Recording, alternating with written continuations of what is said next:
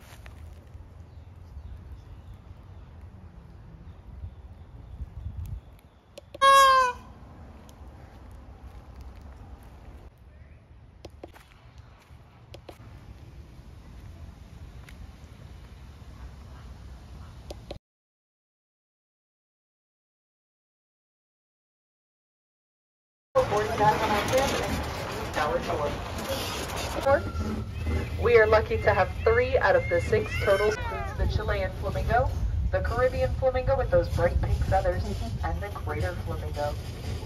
We even have one still creates pigment or melanin in his eyes, just not the rest of his skin or feathers. We do have 2 leucistic peafowl on the property. The other that became their weekend residence and base of operations. It is officially a museum now, so if you have a little time later, definitely go check it out. See what it was like to live in South Florida in the 1930s. The Rays were the pioneers of the South. Those stock is called a hand, and a single banana is called a finger. We wouldn't be able to enjoy all those delicious fingers without our nighttime pollinators, the bats. 10 pounds and sometimes grow over 100 pounds per fruit.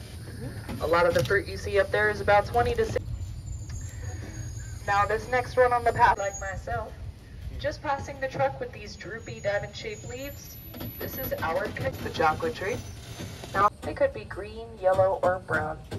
They do change color over time. Now in ancient South America, these sugar, you've got yourself some chocolate. And that cacao tree actually has only one pollinator. We rely on the midgefly, also known as the no-see-ums.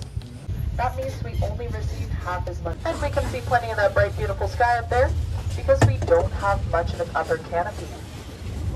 In a true rainforest, that upper canopy would be so thick, 5% of that sunlight would be able to reach the forest floor. they'll come in and tear them up a little too quickly for them to grow back.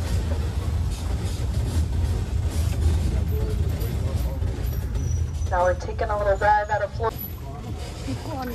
Now this next one is called actually R. It used to be thought of as any old swamp, but now we know it's an incredibly slow-moving in the middle of the Everglades, acting as a safe haven for many plants, animals, and 100% of what you see. To Mrs. Jane Ray to preserve this area as she found it, so future generations like us could really experience what wild, natural Florida looked like. So thank you so much, Mrs. Ray. And just like this, that's created when water has been taken from an ant on their face is called a wattle. It's an oil gland that helps them lubricate their feathers. Got loads of iguanas out today. I guess it's nice and hot. Perfect weather for them. Unfortunately, iguanas are quite the invasive species around here. They eat a lot of the vegetables called hurricane birds. That's because they're the very last to leave. And my last one for you is right down here. These are Egyptian geese with the rings around their eyes. Egyptian geese. They kind of look like they put on a little makeup this morning. Thank you. So Egyptian geese are native to Egypt and were originally brought here as ornamental birds for zoos to provide a bit of extra oxygen down to those roots even when they're submerged underwater. Just to pollinate, we want to enjoy those mangoes, so we rely on that's our Vito Hotel. But now we are going to go visit our third at the Butterfly Conservatory, Cactus.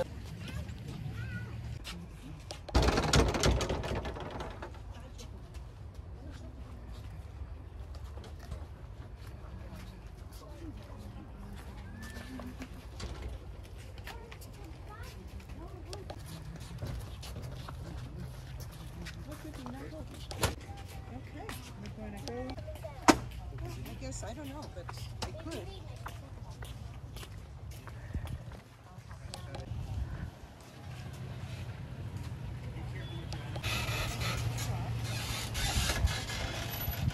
So proud to say we were able to release last year, but we're hoping to surpass that and reach our goal because cycads are the oldest living plants in the world today. Dinosaurs. Now these cycads produce cones and pods. Actually were the favorite crunchy snack of many dinosaurs. They have been found fossilized in the stomachs of many herbivores. We even have one native cycad to Florida called the coontie. It's very important. Unfortunately, when early settlers came over, they got almost to extinction. Then, that coontie is the one and only. Mount Flamingo. Mount Flamingo is at a whopping 26.5 feet above sea level, making it Broward County's second today. We've actually found our oldest artifacts at here. That included there with sort of a crisscross pattern on them. Kind of looks like someone nailed some wood to those, but that is how they grow naturally. Those are sable palms, our state tree of Florida. There's also plenty on the passenger side as well. Now that crisscross pattern you see, boots were used by our indigenous. Pull them off the tree, strap them to their arms and legs in order to walk through sawgrass. But coming up on the driver's side is my belief today, folks. Definitely go check out this tree. This is our banyan tree. Now this banyan is not only native to, but is the national tree of India. This one was planted as a seed by Mr. Ray himself 90 years ago. Now if you look at that banyan, you'll see some aerial roots coming down that look a lot like vines, but they're not quite.